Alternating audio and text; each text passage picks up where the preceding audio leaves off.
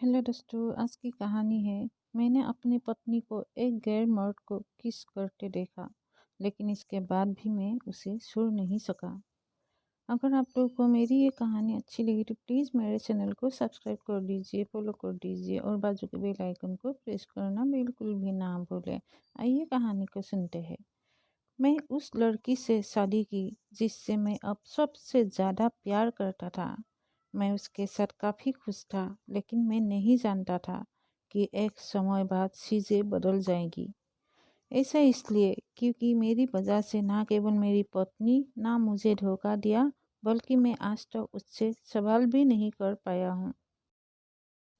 ये साल 2012 की बात है, जब मैंने अपने जीवन के प्यार यानी अपनी गर्लफ्रेंड अश्री से शादी की थी। हम दोनों ने करीब 5 साल तक एक दूसरे को डेट किया था, जिसके बाद एक दिन मैंने उसे बहुत ही रोमांटिक तरीके से प्रपोज करके शादी के लिए मना लिया। ये पूरी तरह से एक लव मैरिज थी, जिससे हमारे परिवार वालों को भी कोई शिकायत नहीं थी। हम सभी आपस में बहुत ज़्यादा खुश थे। खैर, ऐसा होता भी क्यों ना, मुझे अपने जीवन के प्यार से इतने भव्य तरीके से शादी करने का मौका जो मिल रहा था, हमारे साथ वो सब कुछ हो रहा था जिसकी हमेशा से मैंने कामना की थी। लेकिन मैं नहीं जानता था कि एक समय बाद हमारे बीच सब कुछ बदल जाएगा।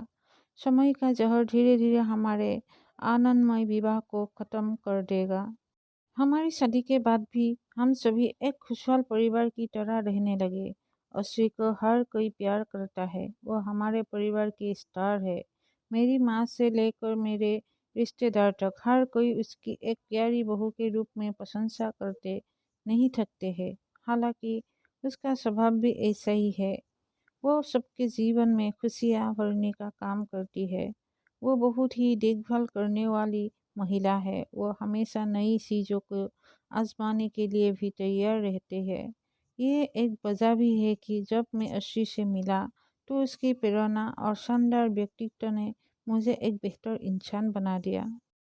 दरअसल जब मैंने अश्वी से शादी की थी तो अपनी नौकरी को लेकर बहुत ज़्यादा संघर्ष कर रहा था।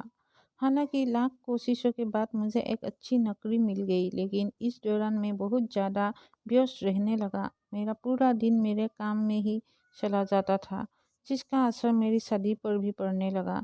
हालांकि हमारी शादी के पहले 2 साल तो वास्तव में बहुत ज़्यादा रोमांटिक रहे, लेकिन उसके बाद चीज़ें धीरे धीरे बदलती चली गई। शादी की शुरुआत में मैं अश्वी को डेट पर भी ले जाया करता था, लेकिन बाद में मैंने खुद को पूरी तरह से अपनी कंपनी को समर्पित कर दिया। हालांकि अच्छी हर समय मेरा समर्थन कर रही थी, लेकिन मैं उसकी नाखुशी को बहुत अच्छे से महसूस कर सकता था। मैं आपसे झूठ नहीं बोलूँगा, इस दौरान मैंने भी उसे समय देना बंद कर दिया था। मैं अपने काम में इतना तल्लीन हो गया था कि मैं भूल गया था कि अब मैं एक शादीशुदा मर्द हूँ। लेकिन ये भी सच है कि मैं उससे बहुत प्यार करता था। लेकिन जब वो मुझसे शिकायत करती थी कि मैं उसे बिल्कुल भी समय नहीं देता हूँ, तो ये मुझे बहुत ही खराब लगता था। ऐसा इसलिए क्योंकि मैं केवल उसी के लिए मेहनत कर रहा था ताकि मैं उसके साथ साथ अपने परिवार का भरण पोषण अच्छे से कर सकूं। धीरे धीरे हमारे बीच झगड़े बढ़ते गई। इस स्थिति में दूर रहने के लिए मैंने यात्रा की भी योजना बनाई, लेकिन काम की व्यस्तताओं के कारण हम दोनों कहीं भी बाहर नहीं जा सके। एक दिन ऐसा आया कि हमारे बीच बहुत ज़्यादा झगड़ा बढ़ गया। तब मुझे एहसास हुआ कि मेरा काम हमारे रिश्ते में बाधा डाल रहा है। लेकिन मुझे इस दौरान बुरा लग रहा था कि वो मुझे पहले की तरह प्रेरित क्यों नहीं कर रही है, वो मुझसे इतना दूर क्यों रहने लगी है। इसी बीच एक दिन मेरे दोस्त ने मुझे फ़ोन किया और मुझसे कहा कि अश्री अक्सर एक लड़के के साथ कैफ़े में दिखती है। ये सुनने के बाद मैं पूरी तरह से चौंक गया। ऐसा इसलिए क्योंकि अश्री बिल्कुल भी ऐसी लड़की नहीं है जो किसी दूसरे इंसान के लिए मुझे छोड़ देगी।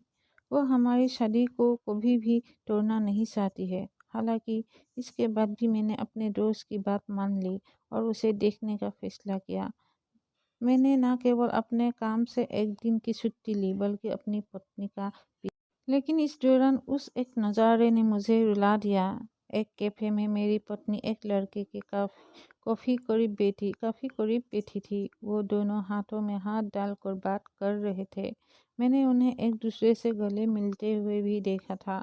उन्होंने एक दूसरे को किस भी किया था। ये सब देखकर मैं पूरी तरह से टूट गया था। मैं गुस्से में पागल हुए जा रहा था।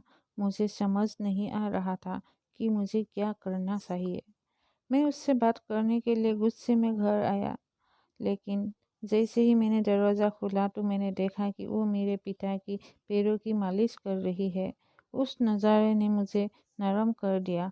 वो अब भी वही स्त्री थी जिससे मैंने सबसे ज़्यादा प्यार किया था। शायद अब वो मुझसे प्यार नहीं करती है। मैं उसे देखकर एकदम लड़खड़ा गया। मुझे समझ नहीं आया क्या मुझे उससे सवाल करना चाहिए या नहीं। ऐसा इसलिए क्योंकि अगर मैंने उसकी बेवफाई के बारे में जानना चाहा तो शायद वो मुझे छोड़ देगी। सच कहूँ तो मैं ऐसी अद्भुत और भव्य महिला को खोने का जोखिम नहीं उठा सकता हूँ। वो जिस तरह से मेरे परिवार की देखभाल करती है, उनकी जिम्मेदारी लेती है, वो मेरे लिए किसी एहसान से कम नहीं है। मैं उनकी सच्चाई जानने के बाद भी उससे प्यार करता रहूँगा। अगर आप लोगों को मेरी ये कहानी अच्छी लगी तो प्लीज़ मेरे चैनल को सब्सक्राइब कर दीजिए और बाजू के बेल आइकन को प्रेस करना बिल्कुल भी ना भूलें। धन्यवाद।